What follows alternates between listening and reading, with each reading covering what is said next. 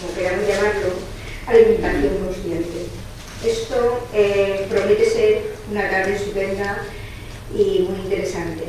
De hecho, todo lo que la Escuela Femenina María Moliner organiza es interesante, o sea que muy bien. Creo que sobra todo lo demás. En el nombre de Aloma, puesto que soy la presidenta, os doy la bienvenida a todas y muchas gracias. Y ahora voy a pasar a presentar a las que serán las presentadoras de la charla, Concha y Cristina. Gracias y espero que nos divertamos y que lo pasemos bien y que tomemos mucha nota porque creo que la ayuda. En la actualidad, esta escuela está sostenida por una red solidaria de carácter asambleario, en la que participan asociaciones, exalumnas y exalumnos, alumnado y profesores, a través de diferentes comisiones de trabajo. En la Escuela María Moliner se imparten 2 cursos, además de talleres y conferencias como esta, y si queréis más información podéis visitar nuestro blog que está disponible en internet o nuestra página en Facebook.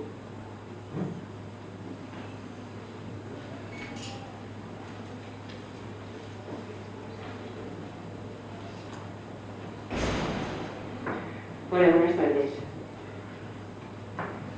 Pues como comentaba Cristina, ella y yo somos las 2 personas que hemos estado encargadas durante estas últimas 5 semanas, con la causa de las Navidades de por medio, de llevar a cabo el módulo de soberanía alimentaria dentro de la Escuela María Moliner. Como aquí hay personas que no han asistido a clase, ¿no se me oye? ¿Así mejor? Vale. Como hay personas que están aquí y que no han asistido a clase, queríamos hacer una especie de pequeño resumen de lo que allí se ha tratado durante las 5 semanas que, como decía, ha durado este módulo. Entonces, hemos hablado del principio de soberanía alimentaria, nacido en 1996 en el seno de la Vía Campesina, en oposición a las políticas neoliberales que protegen los intereses de las grandes empresas que tratan la alimentación más como una mercancía que como un derecho. Hemos intentado poner negro sobre blanco la necesidad de garantizar la producción local y el acceso a la tierra, al agua, a las semillas y al crédito, a los productores y productoras, y por supuesto el derecho que tenemos todos los consumidores y consumidoras a decidir qué queremos consumir, conscientes de dónde se produce y de qué manera. Hemos hablado también dentro del módulo del acceso, propiedad y gestión de los bienes naturales, hemos hablado del acaparamiento de tierras que se está llevando a cabo, de la privatización del agua, de las patentes sobre las semillas, todo ello por supuesto con fines lucrativos. Hemos intentado explicar el papel de los monocultivos extensivos para la producción de piensos para la ganadería y los agrocombustibles y los impactos que este tipo de cultivo supone. Hemos explicado bajo qué marcos políticos y legislativos se cometen lo que nosotros entendemos que son tropelías. Hemos hablado del Banco Mundial, del Fondo Monetario Internacional, de la Organización Mundial del Comercio. Hemos intentado visibilizar cómo a través de los tratados de libre comercio que firman los países se desregularizan los mercados, que estos tratados los países no los firman en igualdad de condiciones. Hemos hablado de las subvenciones a los alimentos y de cómo en muchas ocasiones la ayuda humanitaria es utilizada para deshacerse de excedentes agrícolas con el fin de no distorsionar los propios mercados. Hemos hablado del efecto dumping y por supuesto de la reducción verde también, de la privatización y mercantilización de la biodiversidad, de la biopiratería y los impactos socioculturales y ambientales. Hemos tratado también la cuestión del género, puesto que la perspectiva del género es uno de los pilares, por no decir el principal, sobre el que se desarrollan todos los trabajos que se hacen desde la Escuela María Moliner. ¿Vale? Con respecto a este tema, hemos estado viendo la situación de las mujeres agricultoras, la mujer en general en el medio rural, y hemos estudiado también la ley de 2011 de la titularidad las explotaciones agrarias. Titularidad compartida que en otros países europeos están en vigor desde principios del siglo XX. Aquí ha tardado un poquito más, pero ha llegado. Pues hablar también de quién controla el sistema agroalimentario mundial, del poder de la gran distribución alimentaria. Hemos visibilizado el modelo de consumo alimentario dominante y la transición nutricional moderna hacia un patrón alimentario de corte puramente no occidental, muy homogéneo, y cómo se ha evolucionado hacia el consumo mayoritariamente de productos de origen animal, alimentos funcionales, comidas preparadas, y también hemos estudiado sus impactos sanitarios, como las enfermedades crónicas de origen alimentario, problemas cardiovasculares, obesidad, diabetes, distintos tipos de cáncer, alteraciones neurológicas y otros. Hemos hablado también de los impactos socioculturales, hemos tratado lo que se conoce como McDonaldización de la sociedad y el skilling, que es la pérdida de conocimientos por parte de los consumidores. Y hemos hablado también del papel del cine, de la factoría Disney y de la factoría Hollywood, de la televisión y de la publicidad en el cambio del patrón alimentario que hemos sufrido. Y por supuesto hemos hablado de los impactos ecológicos, deterioro ambiental, huella ecológica, agotamiento de recursos, cambio climático, empobrecimiento de suelos, alimentos kilométricos, que son la mayor parte de los que encontramos en los lineales de los supermercados y los hipermercados, versus, ¿vale?, alternativa, el consumo de frutas y verduras, hortalizas y legumbres locales de temporada, cultivadas bajo criterio ecológico y adquiridas a productores locales o en pequeños comercios. Hemos hablado del desarrollo de las economías locales, de la sostenibilidad, y hemos hablado también de los grupos de consumo.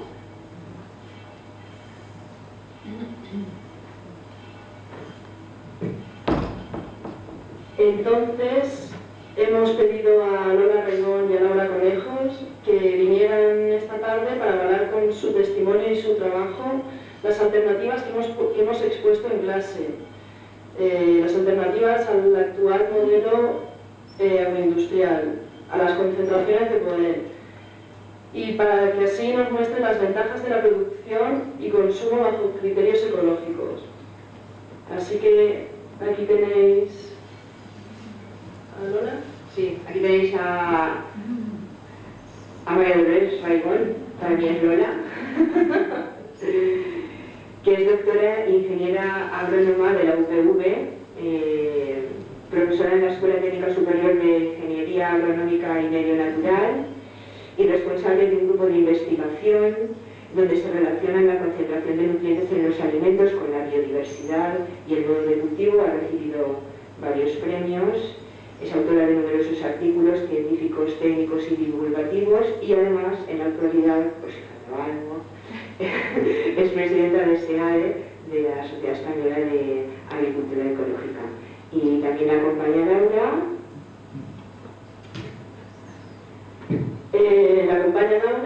Ella es periodista, es presidenta de la Asociación de Secaderos de Jamón al Natural de Teruel y es responsable junto a su familia de la empresa Casa Conejos, que inició su andadura en 1954 y cuyo objetivo es la producción de jamón serrano de la forma más natural posible. Una parte de su producción es jamón ecológico y ha colaborado junto a María Dolores Reigón en el estudio de las ventajas organolépticas en esta producción artesana y alternativa al modelo industrial imperante. ¿Nos damos paso?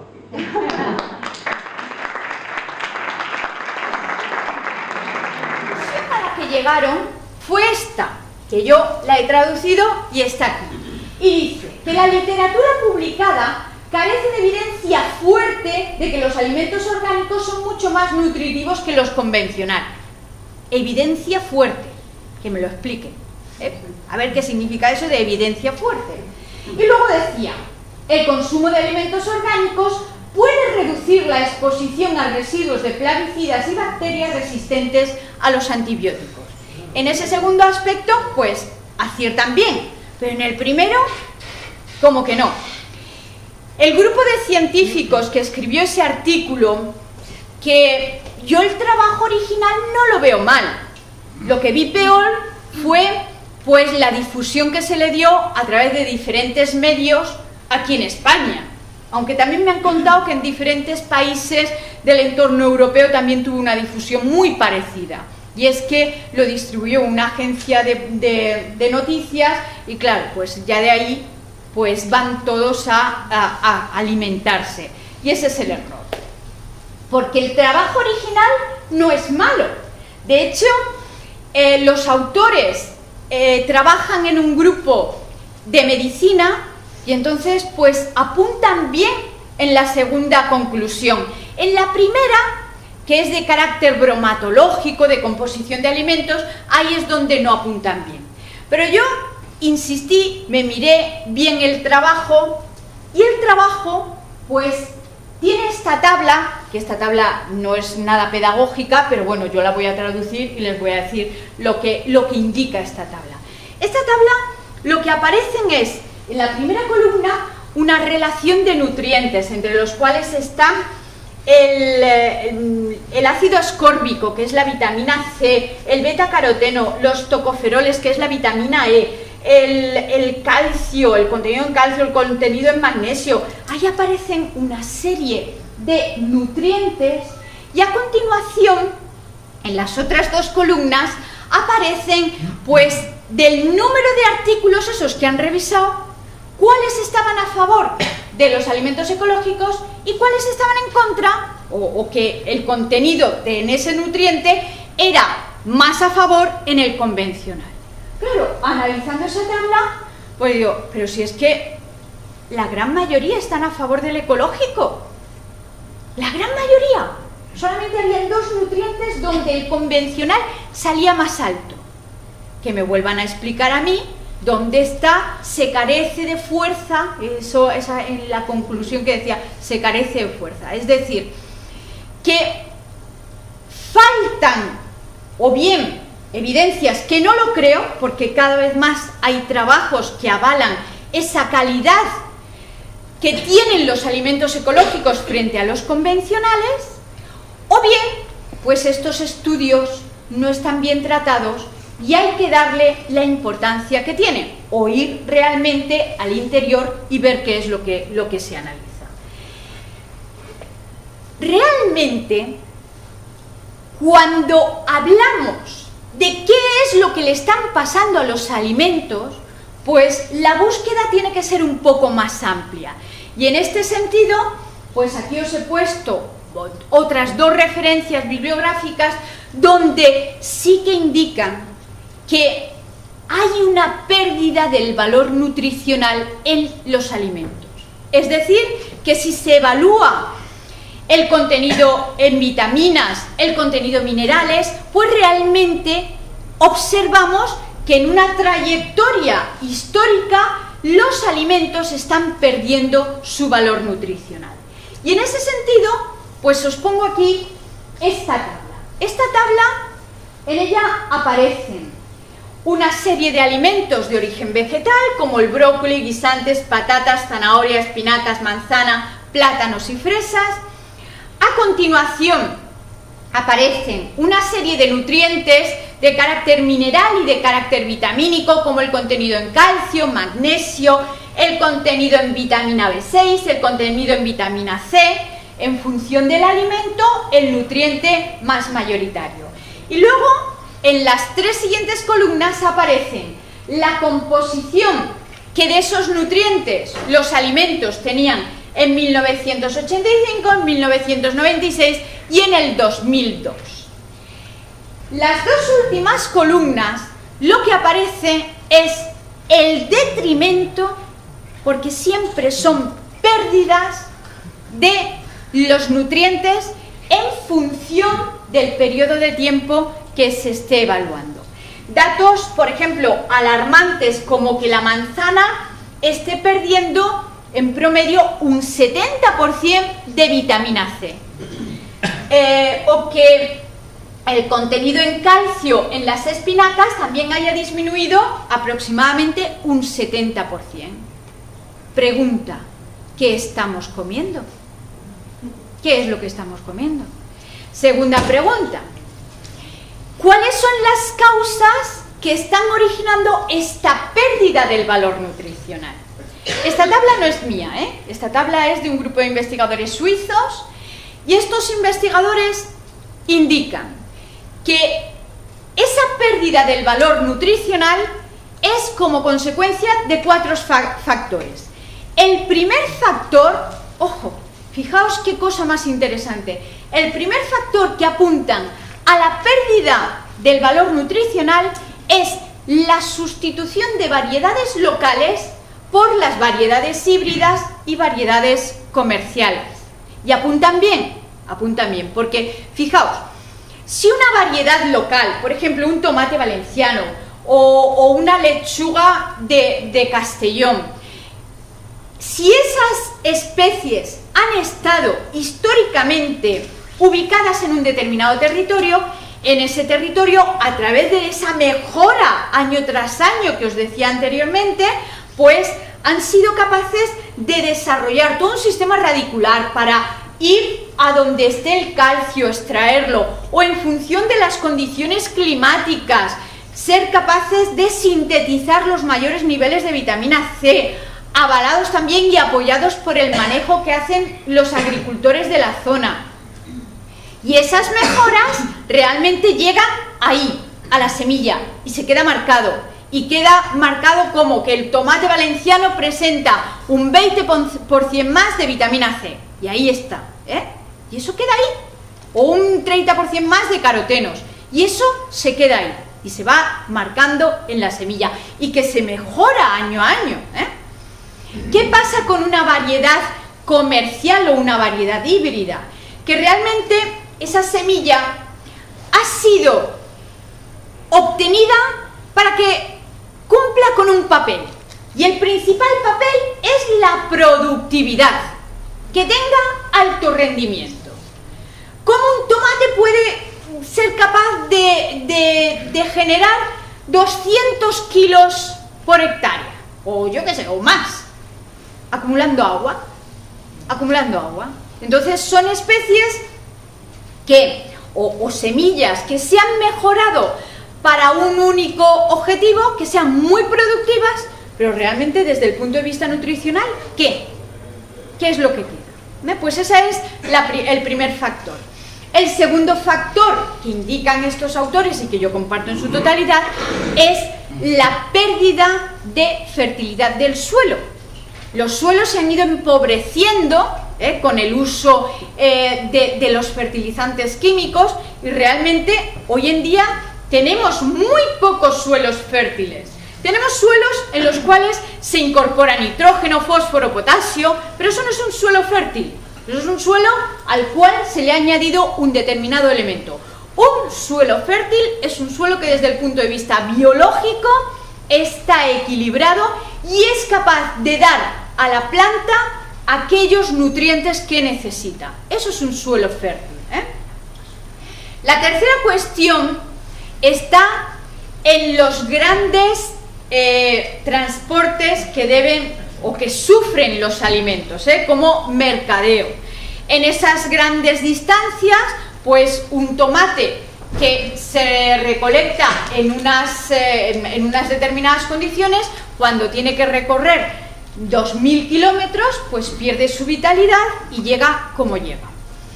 Y la cuarta razón que está relacionada con la tercera, está en las recolecciones prematuras que se hacen de los alimentos, las maduraciones en cámara y por lo tanto la pérdida de ese valor. Y claro, fijaos, si por ejemplo esto sería el ciclo de cultivo de un tomate, por ejemplo, y en este momento es donde tenemos su óptimo de maduración. El óptimo de maduración significa también el óptimo de composición nutricional. Si nosotros lo recolectamos aquí y aquí lo llevamos a la cámara, el periodo de tiempo desde esa recolección hasta que alcanza su óptimo de maduración, pues es un periodo de tiempo donde el tomate no está en la mata y por lo tanto el tomate no absorbe el potasio, no absorbe el calcio. En la cámara no va a coger potasio de ningún sitio. De la misma manera, en ese periodo de tiempo, el tomate deja de sintetizar vitaminas. En la cámara tampoco se sintetizan vitaminas, ¿eh? En la cámara lo único que pueden haber son algunos cambios de color, de los verdes que pasan a los rojos, también algún cambio de ácidos azúcares, pero hasta ahí podemos contar.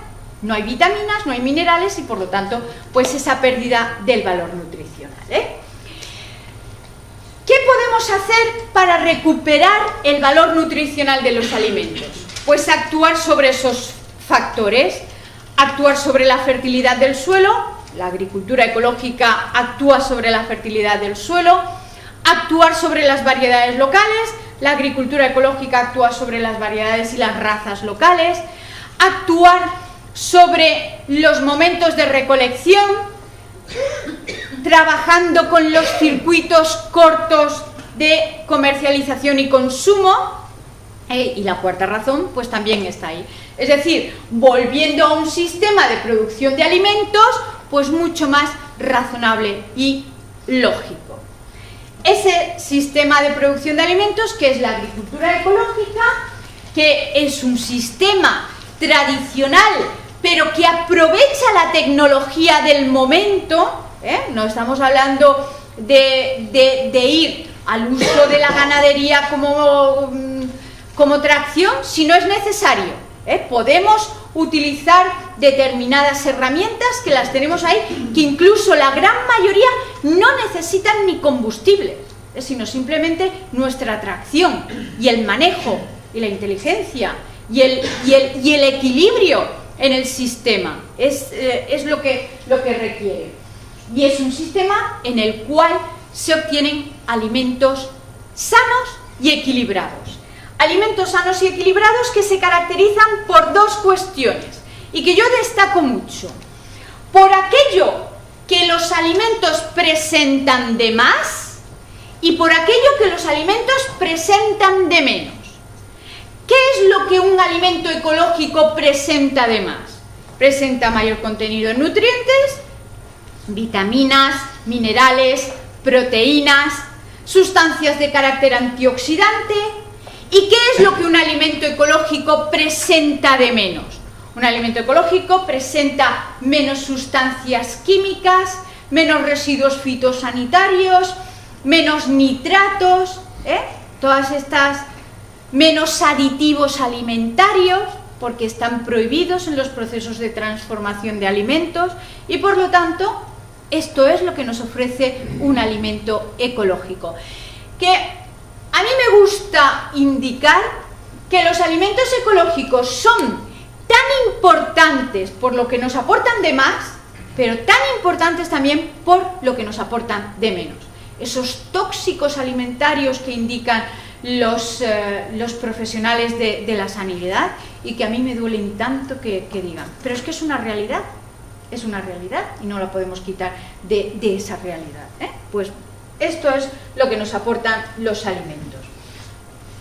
Y cuando hablamos de composición de los alimentos, pues la verdad es que hablamos de una complejidad alta, porque los alimentos son altamente variables. Fijaos, si yo ahora mismo os doy una lechuga de tipo de oreja de burro y una lechuga de tipo escarola, pues sabemos que hay diferencias en el contenido en agua, diferencias en el sabor está relacionado también por la composición química que tiene, ahí tenemos diferencias, pues en los alimentos tenemos una alta diversidad en la composición química, en la composición nutricional.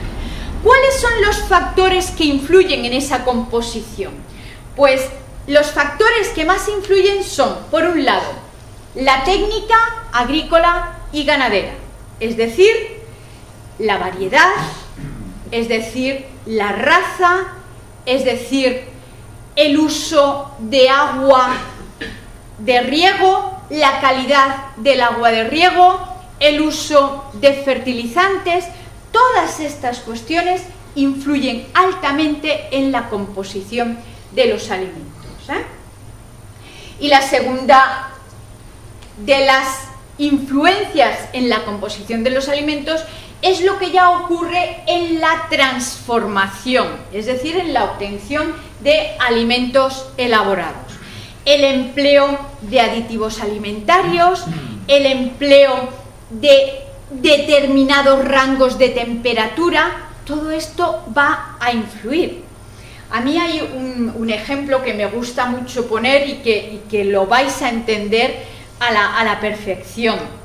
Pensemos, por ejemplo, en una mermelada de fresa, que es cuando pensamos en mermelada se nos viene la mermelada de fresa, ¿no? Pues la mermelada es un alimento en el cual la materia prima, es decir, la fresa, requiere una temperatura y unos determinados azúcares, y con eso ya obtenemos la mermelada. Cuando nosotros le damos calor a los azúcares, ahí aparecen una serie de reacciones químicas que lo vemos, por ejemplo, cuando hacemos el caramelo, que cogemos el azúcar y se carameliza por el efecto de la temperatura. Pues esas reacciones químicas son las mismas que le pasan a los azúcares internos y a los azúcares añadidos que le pongamos a la fresa para la elaboración de la mermelada. Y esas reacciones, ¿a qué nos llevan? Pues a unos colores más pardos, por lo que le ocurren a los azúcares. El azúcar no acaba blanco, sino que acaba de un color pardo por las reacciones químicas que tienen, son llamadas las reacciones de Maillard. De manera que si nosotros hacemos una mermelada de fresa en casa, la mermelada de fresa se nos queda de un tono burdeos, justo por esas reacciones químicas. Pues ¿cómo se empeña la industria de alimentos en darnos mermelada de fresa roja intensa? Cuanto más roja, mejor. ¿Cómo se consigue eso? Eso solamente se consigue con los aditivos alimentarios, exclusivamente, porque las reacciones químicas nos llevan a lo otro. Y eso es lo que ocurre ahí, que esas reacciones o el empleo de esas sustancias pues nos va a condicionar la composición química del alimento. Ya no estamos hablando de un alimento original, sino un alimento que lleva esas sustancias de por más, o en este caso de por menos que tendría el alimento ecológico. Y también cuando hablamos de nutrientes, ¿a qué nos estamos refiriendo? Pues los nutrientes se clasifican principalmente en dos grupos. Los llamados macronutrientes, que son aquellos que necesitamos tomar en cantidades altas, como son los hidratos de carbono responsables de nuestra energía. Tenemos que tomar esos hidratos de carbono y además algunos son específicos porque si no nuestro intelecto no funciona. Tenemos que tomar determinados niveles de azúcares para estar ahí. Uno, los hidratos de carbono. Segundo, las proteínas, que son los nutrientes plásticos, aquellos que necesitamos para el desarrollo de los músculos, el corazón. Y el tercer grupo de los macronutrientes son los lípidos, también responsables de los aportes energéticos, pero dentro de los lípidos hay unos determinados que son esenciales. Eso significa que si no los tomamos vamos a tener problemas de salud, entre los cuales pues están unos ácidos grasos que son los famosos omega 3 y omega 6, presentes en la gran mayoría de frutos secos. No hay que tomar un huevo rico en omega 3, el huevo, sin que lo enriquezan en omega 3, ya tiene el omega 3, es que ya lo tiene, ya tiene el linolénico, ya tiene el linoleico. ¿Cómo consiguen darle omega 3 a la gallina para que salga el huevo enriquecido en omega 3? Con harinas de pescado. No hay otra, no hay otra. Entonces eso significa que estamos generando el pescado para obtener harinas, para dársela a las gallinas, que me generen huevo rico en omega 3. Porque no pueden poner con omega 3 porque el huevo de natural ya tiene omega 3. Entonces dicen rico en omega 3 porque suben los niveles del omega 3. No hace falta, de verdad que no hace falta. Ya el huevo tiene lo que tiene que tener, en omega 3 y en otras cosas. Bueno, pues ese sería el primer grupo de los macronutrientes. Luego estarían los micronutrientes, que son las vitaminas y los minerales. Y luego el tercer grupo de sustancias importantes para nuestra nutrición son las sustancias de carácter antioxidante. Esto también, hoy en día, no hay un programa de televisión que nos hable de antioxidantes. Los antioxidantes están ahí, los antioxidantes nos van a salvar. ¿Dónde están los antioxidantes? En los alimentos de origen vegetal. Ahí es donde tenemos la mayor fracción de antioxidantes. Y más en alimentos ecológicos. Ahora os voy a contar. Bueno, pues esta es la composición o el pequeño esquema referente a los nutrientes. Por lo tanto, ¿qué es lo que está pasando? Y esto ya os cuento de nuestros ensayos. Nuestros ensayos, pues hemos obtenido que en la carne de conejos obtenidos bajo crianza, bajo la normativa de producción ecológica y convencional. Nada de coger artículos de por ahí y de decir, ahora cojo este y este lo elimino. No, no, no. Ensayos de campo. Pues hemos obtenido que los niveles de proteínas son más altos en la carne de producción ecológica. Animales que se mueven más, animales que se alimentan mejor, generan mayor nivel de proteína. También hemos obtenido en los frutos cítricos que los de producción ecológica tienen mayor nivel de vitamina C, sistemas de fertilización más equilibrados, un tiempo adecuado de maduración en el árbol, niveles de vitamina C más altos. También hemos obtenido que los niveles de nitratos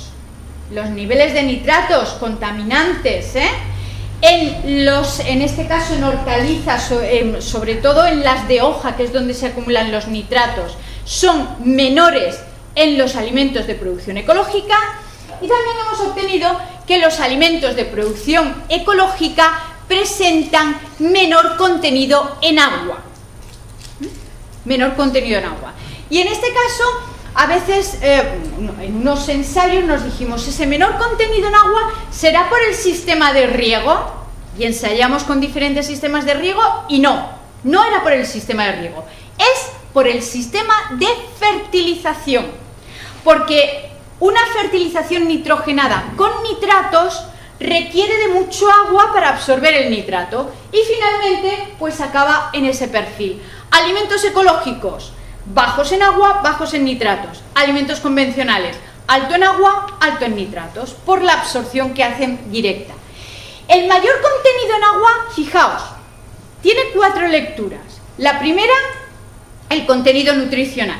Si esto es el 100% del alimento y esto es agua o esto es agua, la diferencia es materia seca. Y en la materia seca es donde están los nutrientes que antes hemos dicho. Los hidratos de carbono, las vitaminas, los minerales, están en la materia seca. Por lo tanto, un alimento con menor contenido en agua es un alimento, desde el punto de vista nutricional, mejor. La segunda lectura está en el sabor. Fijaos, si nosotros con la misma cantidad de café hacemos un café así o un café largo, ¿dónde vamos a apreciar más los sabores del café? En el concentrado que en el diluido. Cualquier alimento que esté más concentrado, vamos a apreciar más. ¿Qué pasa con los tomates estos tal? Que no saben a nada, a plástico, a tal, como mucho a plástico, pero no sabe a tomate. ¿Dónde están los ácidos? ¿Dónde están los azúcares? Es que han desaparecido prácticamente de la sensación organoléptica y también la textura. Cuando nos metemos ese tomate en la boca que aparece harinoso, alto contenido en agua. La tercera lectura está en el precio. Hay tanta polémica que hay con el precio de los ecológicos. ¿A qué precio pagamos el agua? A precio de tomate, a precio de lechuga, a precio de pimiento, a precio de lo que quieran. Ya está. Y la cuarta lectura está relacionada con la conservación. Un alimento con alto contenido en agua es un alimento que va a tener un nivel de putrefacción más alto. Por ejemplo, garbanzos, lentejas, que son alimentos, o los cereales con poco contenido en agua, se podrán conservar durante semanas o meses. Una lechuga, pues ahí se va a conservar durante menos tiempo. Mirad, en esta diapositiva vais a ver una naranja de cultivo ecológico y una naranja de cultivo convencional. Y vais a ver la evolución que tiene a lo largo de 15 semanas. Y fijaos qué maravilla es la naturaleza. Esta es la semana número 2, 3 se ve mal, 4, 5... Mirad cómo la convencional está perdiendo vitalidad, se arruga más, aquí aparecen ya algunos hongos, aquí ennegrecimiento total, la ecológica está fresca, ¿Se aprecia? ¿Veis las diferencias? Esta es la semana número 13, 14 y 15. Hasta la semana número 13 no aparecen síntomas de pérdida del valor en el ecológico, y además aparece por los polos, que es justo donde mayor intercambio entre el interior y el exterior tiene. Pero la convencional va perdiendo la vitalidad en su totalidad. Estos ensayos de conservación lo hemos hecho con manzanas, lo hemos hecho con lechuga, con coles, y los resultados son prácticamente los mismos, en uno se aprecia más la putrefacción en las hortalizas de hoja, y aquí pues vemos más esa pérdida del valor de la vitalidad del alimento, y ay, chico, uy, bueno, pues lo pongo aquí. Me faltaban dos, no sé por qué, vale, aquí, estamos aquí. También os quería decir, se va al final, no quiere. Bueno, pues lo dejo ahí, efectivamente, lo dejo ahí, venga, se ve bien. Os quería comentar que desde el punto de vista de composición de sustancias antioxidantes, que eso en el artículo de la Universidad de Stanford se indicaba bien, las sustancias antioxidantes son mayores en los alimentos de producción ecológica, y eso no es casual. Eso responde pues a un manejo que se realiza en campo, que luego da esa composición de sustancias antioxidantes, Y en los alimentos transformados, ahora Laura nos hablará de lo que ocurre con la carne y en concreto con el jamón. Pero en los alimentos elaborados, pues nosotros hemos encontrado mayor contenido también de sustancias antioxidantes, mayor contenido en vitaminas, mayor conservación, puesto que tienen también menor contenido en agua, y mayor, y desde el punto de vista de composición nutricional, pues mayor. Pero, por si acaso, uy, aquí sí que lo voy a tener que a ver si se proyecta, porque si no, no voy a ser capaz de leer esto sin gafas. Ahí. Bueno, por si acaso no nos quedáramos convencidos de que la composición nutricional en los alimentos ecológicos es mayor, ¿tal? Hay una cuestión que está por encima de todo, y es el tema de la soberanía. ¿Cómo un pueblo puede ser soberano? Los dirigentes que son inteligentes están viendo que la mejor apuesta que puede tener un pueblo como tal es generar su propio alimento y no depender de terceros. Y aquí tenemos que hacer referencia al relator de la FAO para la alimentación, que en un determinado informe que llevaron a cabo concluyó lo siguiente. Se decía que se demuestra que las explotaciones agrícolas campesinas pueden duplicar la producción de alimentos en zonas críticas a través del uso de métodos ecológicos. Eso está bien. Que se hayan dado cuenta, eso está muy bien. Y además decía, el informe exhorta pues a los estados a que dirijan sus esfuerzos hacia la agroecología para poder así satisfacer las necesidades alimentarias de su población, al tiempo que plantan cara a los desafíos que presenta el clima y la pobreza. Ahí recobramos la soberanía alimentaria. Por lo tanto, hemos visto que esa agroecología, ese sistema de producción de alimentos a través de sistemas ecológicos, son los que nos pueden retomar hacia el modelo de soberanía alimentaria. Y yo con esto aquí lo dejo y damos paso a Laura, Y luego...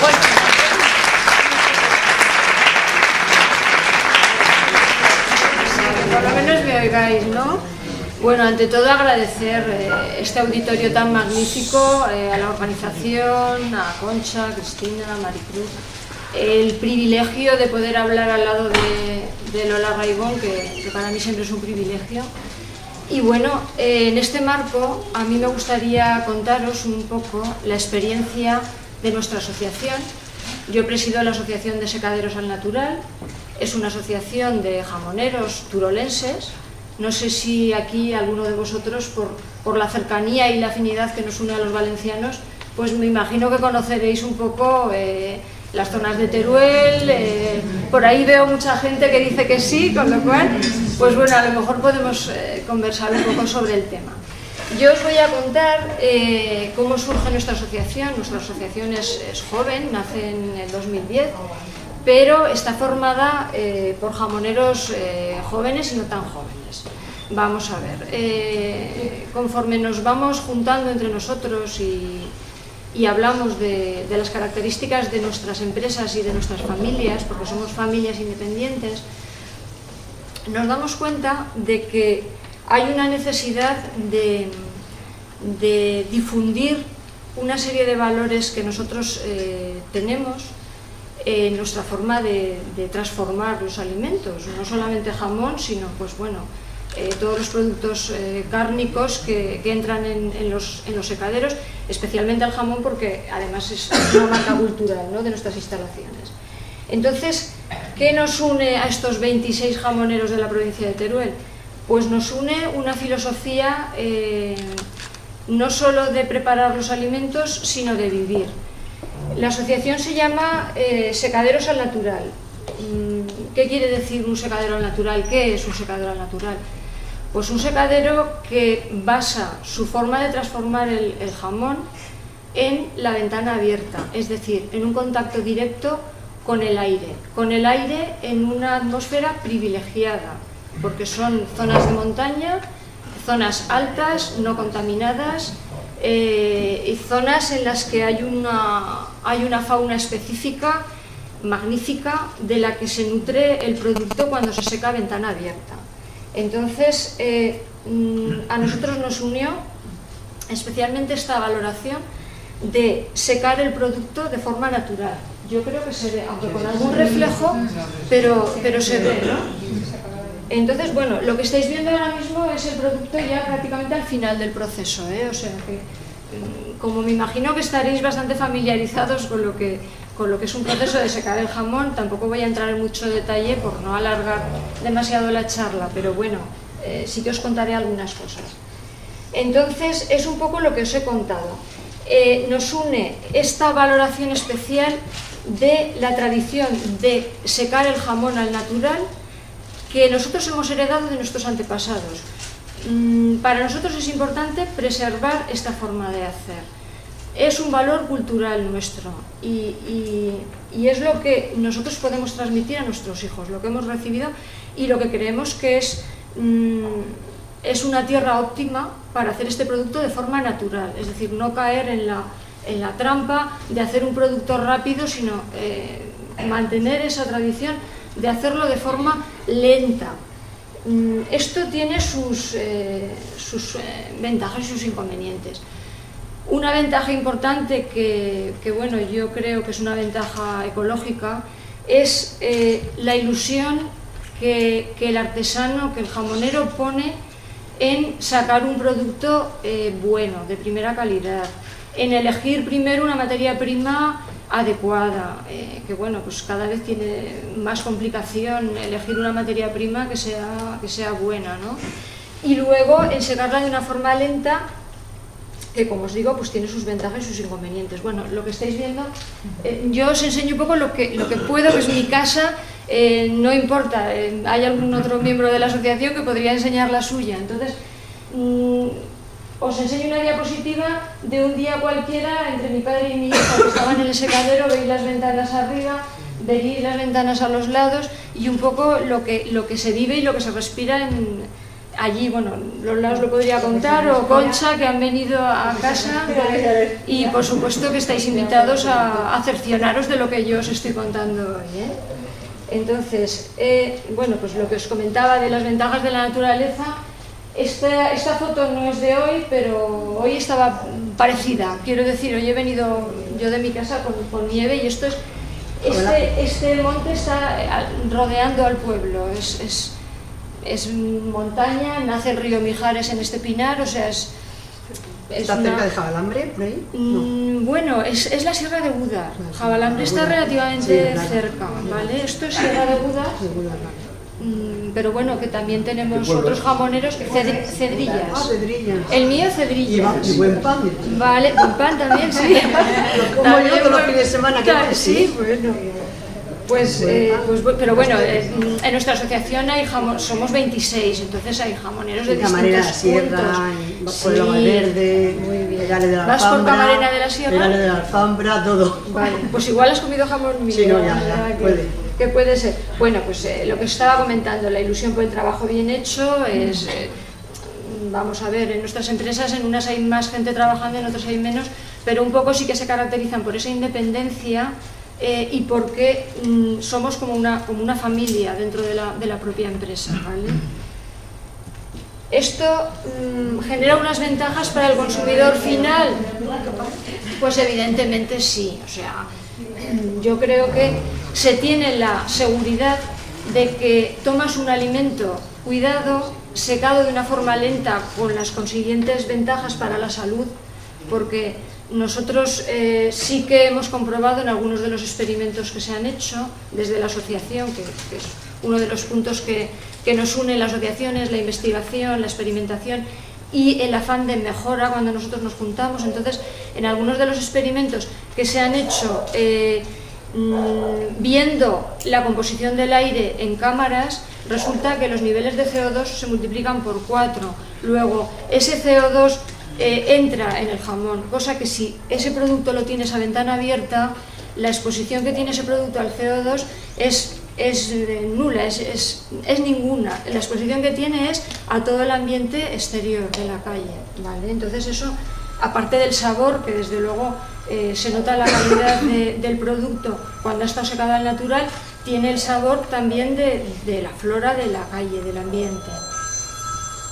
¿Vale? Un poco pues es lo que os contaba, se nota las consecuencias de ese proceso natural pues un poco en la salud, en el sabor, en el aroma del producto.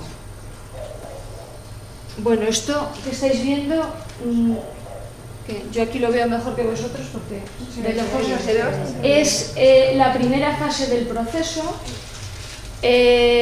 La primera fase del proceso, es decir, el jamón recién entrado, y que sí se puede hacer de forma natural también.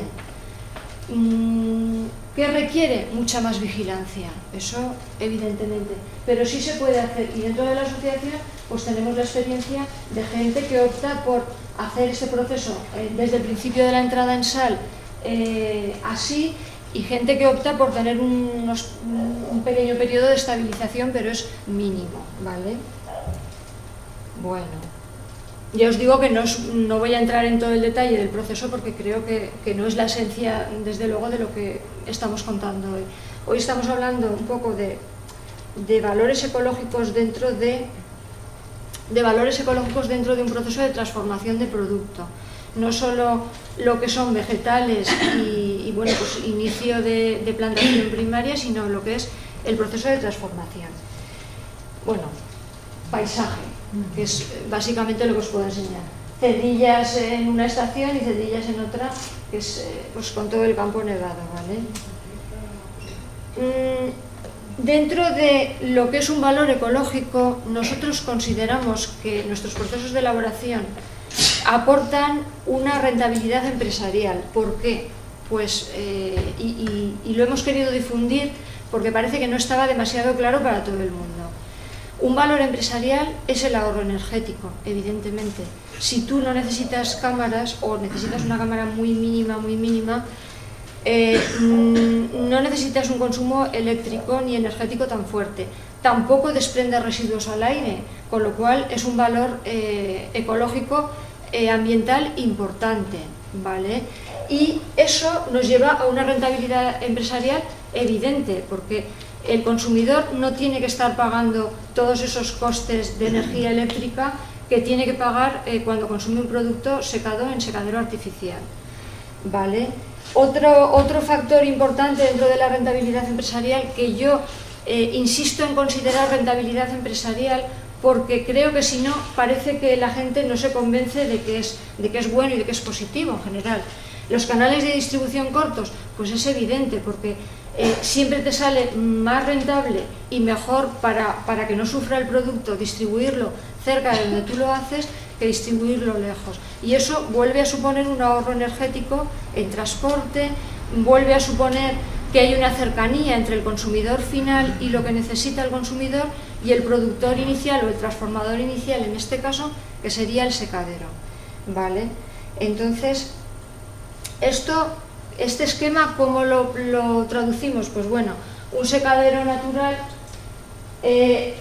implica trabajar en un secadero natural un ahorro de energía eléctrica, vemos el ahorro, y como contrapartida, que yo también considero ventaja, supone que tiene que trabajar más gente, pero más gente con ilusión, es decir, gente que no trabaja en serie, sino que trabaja de una forma pues que tiene que estar vigilando el producto, que tiene que asegurarse de que sale bien, que luego tiene la satisfacción de ver la cara del consumidor cuando le gusta. Y bueno, pues a veces tampoco vamos a decir que somos perfectos, también tienes que ver la cara del consumidor pues cuando no le gusta, pero te sirve para mejorarlo, ¿vale? Entonces tienes el ahorro en el sentido industrial y tienes el gasto en el sentido de que hay más personas que viven de ello. He puesto un poco el contraste con lo que sería un secadero artificial, porque creo que sí que es necesario verlo. Un secadero artificial implica que el producto desde que entra hasta que sale tiene que pasar por cámara y tiene que estar en cámara controlada. Eso supone que el producto requiere menor control porque se hace de una forma estandarizada, aunque tampoco se escuche, y yo digo se escuche o se vigile, porque tienes que estar vigilando continuamente el jamón y vigilando continuamente los ciclos, las estaciones por las que pasa, ¿vale? Que esas estaciones son, bajo nuestro punto de vista, necesarias, esos cambios bruscos de frío, de calor en verano, que tampoco es que haga mucha calor en nuestra zona, pero todo eso enriquece el jamón. En una cámara artificial, en un secadero artificial, no es necesario, porque simplemente se limitan a marcar unas pautas de temperatura y humedad. Nosotros en nuestros primeros experimentos pues ya estamos viendo que esas pautas condicionan de forma distinta el producto final, ¿vale? Y desde luego los nutrientes, y hablo de nutrientes porque considero que todo el ambiente es un nutriente para el jamón, porque el jamón está vivo y se nutre de ellos, no llegan de la misma forma que el secadero natural. ¿Qué supone? Pues bueno, supone, desde luego en un secadero artificial hace falta menos gente, eso es indudable, o sea, hay un recorte de personal importante. El gasto energético y de contaminación ambiental pues también se incrementa considerablemente, y luego, bueno, desde luego las ganancias son mayores, pero el producto final, el cuidado, la satisfacción que pueda tener el consumidor, yo creo que bueno, estamos un grupo de gente para las que, bueno, pues que nos gusta eso. Para nosotros no tiene precio eso, aunque sabemos positivamente porque somos empresarios y tenemos la cuenta hecha de que las ganancias suelen ser menores en un secadero natural que artificial. Bueno, un poco lo que os he comentado del respeto por el medio ambiente. Esto es el río Mijares también, el nacimiento, que está allí mismo. Y de esto, pues bueno, se desprende lo que ya estoy diciendo, o sea, un desarrollo sostenible del medio rural, además, sin que sea necesario en absoluto la ayuda de subvenciones. Esto nosotros nos hemos ido dando cuenta, conforme han pasado los años, de que es negativo. En el momento en el que un tejido social productivo se ve invadido por las subvenciones y esa gente tiene necesidad de ellas, ya no tienes esa libertad, ni esa independencia, ni ese saber hacer tan bueno y tan adecuado que se ha tenido siempre en nuestras zonas. Más luego, un poco, pues bueno, yo sí que quiero comentar que al hilo de lo que estamos hablando y de lo que ha comentado Concha y un poco Lola, las subvenciones, igual que en nuestro sector, me imagino que en todos, pues sí que han hecho posible un efecto dumping pues muy nocivo realmente, porque ha habido una competencia desleal y eso, desde la asociación, somos cada vez más conscientes de que no es la esencia de nuestro trabajo, ni mucho menos, y desde luego los 26 jamoneros que hay en la asociación tienen muy claro que una de las cosas más importantes que tienen, uno de los valores más importantes es su independencia, y que no hay una necesidad de estas subvenciones que generan que luego el producto, esas empresas que han ido conformándose en grandes grupos de poder al final, en nuestra medida desde luego, porque la medida de Teruel es muy pequeñita, pues sí que han modificado el mercado, han puesto producto por debajo del precio de coste, que sería un poco el dumping, y han generado unas situaciones de competencia desleal que, bueno, sí que nosotros también hablamos y tratamos en nuestras charlas, aunque no sea la esencia de lo que hablamos, porque ya os repito, la esencia de lo que hablamos es una tendencia a compartir conocimientos, a mejorar el proceso del secado al natural, pues un poco con lo que te cuenta un jamonero en su zona que hace, o lo que te cuenta otro, siempre de forma natural. Hemos visto una rentabilidad y una satisfacción pues bueno, muy adecuada para nosotros y para el consumidor. Y bueno, os quería hacer una charla resumida. Yo por mí, ya no sé si hay... Sí.